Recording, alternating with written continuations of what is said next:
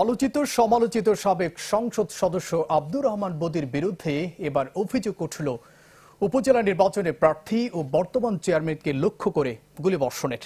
অভিযোগ, পছন্দের প্রার্থীকে জেতাতে প্রভাব বিস্তার করছেন তিনি। এ ঘটনার পর উত্তাপ বেড়েছে টেকনাফ উপজেলা নির্বাচনে। কক্সবাজারের টেকনাফ উপজেলা নির্বাচনে ভোট গ্রহণ 29 মে।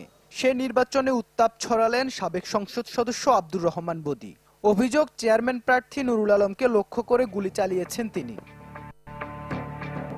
নুরুল আলমের ভাষ্যমতে ঘটনাটি ঘটে গেল বৃহস্পতিবার রাতে। টেকনাফের হোয়াইটকং ইউনিয়নের মহেশখালী পাড়ায় উঠান বৈঠক চলাকালে হঠাৎই উপস্থিত হন বদি এবং আরেক চেয়ারম্যান প্রার্থী জাফর আলম। ছাত্রলীগ নেতা রবিউল হোসেনকে অপহরণ করিয়েছে নুরুল আলম। এ অভিযোগ নিয়ে কথা কাটাকাটির এক পর্যায়ে 2 রাউন্ড গুলি ছোড়েন বদি।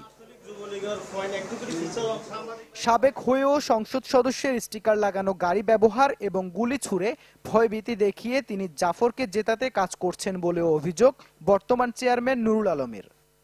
আমাকে লক্ষ্য করে পরপর 2 রাউন্ড গুলিবর্ষণ করেন, কিন্তু কুশলতার কারণে তা আমার গায়ে আঘাত করেনি।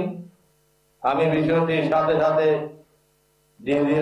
নেতা এবং টেকনাফ থানার ভারপ্রাপ্ত কর্মকর্তাকে অবহিত করে 20 বছর প্রধানমন্ত্রী আজকে আমাদের ছাত্রলীগের উপর গুলিবর্ষণ করবে। আমরা ছাত্রলীগের নেতা কর্মীর রক্তর বিন্দু থাকতে পর্যন্ত আমরা পিছপা হব না। তবে গুলিবর্ষণের ঘটনা অস্বীকার করে বদি উল্টো অভিযোগ করেন নুরুল আলম নির্বাচন বানচালের ষড়যন্ত্র করছেন।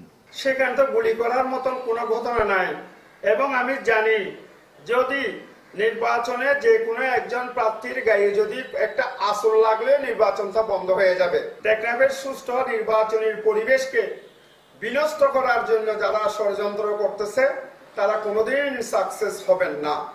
গুলির ঘটনায় টেকনাফ থানায় সাধারণ ডায়েরি করা হয়েছে বলে জানিয়েছে পুলিশ। ভয়ভীতি প্রদর্শন করে এই সংক্রান্ত একটা জিডি আমি পেয়েছি, সেটা আমরা জিডি করে যথাযথ বিজ্ঞ আদালতের অনুমতি সাপেক্ষে আমরা আইনানুগ ব্যবস্থা গ্রহণ করব। নুরুল আলমের অভিযোগ, জাফর আলম স্বরাষ্ট্র মন্ত্রণালয়ের তালিকাভুক্ত ইয়াবা কারবারি। তার 2 ছেলে ইয়াবা কাণ্ডে আত্মসমর্পণ করেছেন। তাদের মদদ দেন Abdur Rahman Bodi. Desk report, channel 24।